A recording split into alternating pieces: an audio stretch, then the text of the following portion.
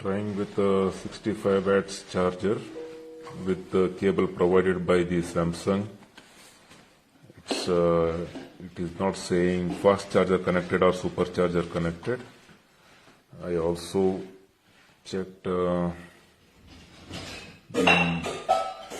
charger settings. The fast charging is enabled, and yet it is not fast charging. It takes 2 hours, 12 minutes to charge up to 100%, which is certainly not the case, and this is not expected from Samsung.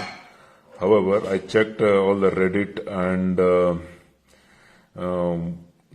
Samsung community, and they say that certain batches of Samsung does not charge correctly, and looks like I'm one of those unfortunate person.